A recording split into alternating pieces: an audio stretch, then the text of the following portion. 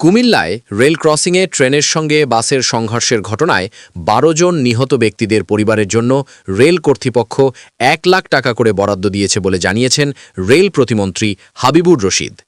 তাদেরকে বরখাস্ত করা হয়েছে। স্টেশন মাস্টার যিনি আছেন তার ব্যাপারেও আমরা ব্যবস্থা গ্রহণ করছি।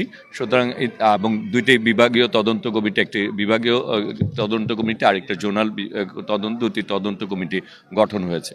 যে গার্ড ছিলেন, গেটকিপার ছিলেন যে দুইজন, সেই দুইজনকে বরখাস্ত করা হয়েছে। যারা এই ঘটনার সাথে জড়িত তাদেরকে শাস্তি আনা হবে। রেল ক্রসিংগুলিকে আধুনিকীকরণ করার জন্য সরকার ইতিমধ্যে সিদ্ধান্ত আছে। আজ রোববার দুপুর ১২টার দিকে দুর্ঘটনাস্থল পরিদর্শন করে একথা বলেন তিনি। এর আগে শনিবার রাতে ঢাকা চট্টগ্রাম মহাসড়কে কুমিল্লার পদুয়ার বাজার রেল ক্রসিংয়ে এই দুর্ঘটনা ঘটে। রেল প্রতিমন্ত্রী বলেন, যারা নিহত হয়েছেন তাদের পরিবারকে ১ লাখ টাকা করে রেল থেকে ক্ষতিপূরণ দেওয়া হচ্ছে। এছাড়া কুমিল্লা জেলা প্রশাসন থেকে নিহত ব্যক্তিদের পরিবারকে ২৫,০০০ টাকা এবং আহত ব্যক্তিদের ১৫,০০০ টাকা করে দেওয়া হবে।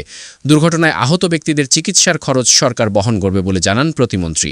তিনি বলেন, প্রধানমন্ত্রী তারেক রহমান সার্বক্ষণিক খোঁজখবর রাখছেন। স্বাস্থ্যমন্ত্রীকেও নির্দেশনা দেওয়া হয়েছে যে যাদের চিকিৎসার জন্য ঢাকায় নিয়ে যাওয়া প্রয়োজন তাদের যেন সহায়তা করা হয়।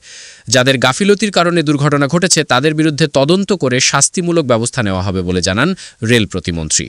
তিনি বলেন, যে রেলগেটগুলো অরক্ষিত আছে সরকার সেই গেটগুলোকে ওভারপাস অথবা আন্ডারপাস করে দেওয়ার কথা ভাবছে। রেল কর্তৃপক্ষ ইতিমধ্যে ২ জনের গাফিলতি পেয়ে তাদের বরখাস্ত করেছে। এর আগে বেলা ১১টার দিকে দুর্ঘটনাস্থল পরিদর্শন করেন মৎস্য ও প্রাণী সম্পদ, খাদ্য ও কৃষি মন্ত্রণালয়ের মন্ত্রী মোহাম্মদ আমিন উর রশিদ ইয়াসিন। ঢাকা চট্টগ্রাম ট্রেন চলাচল মধ্যে এই বাসটি রাস্তার উপরে উঠে যায়।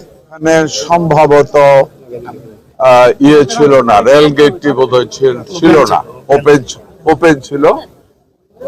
তবে এটার ব্যাপারে তদন্ত কমিটি গঠন করা হয়েছে।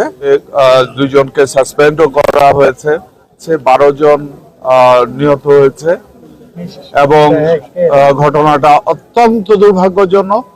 দ্রুততম সময়ের মধ্যে আমরা চেষ্টা করব যে বিশেষ করে শুধু এটা নয়, যে সমস্ত হাইওয়ে কানেক্টিং গুলির ভিতরে অটো গেট সিস্টেম করার জন্য।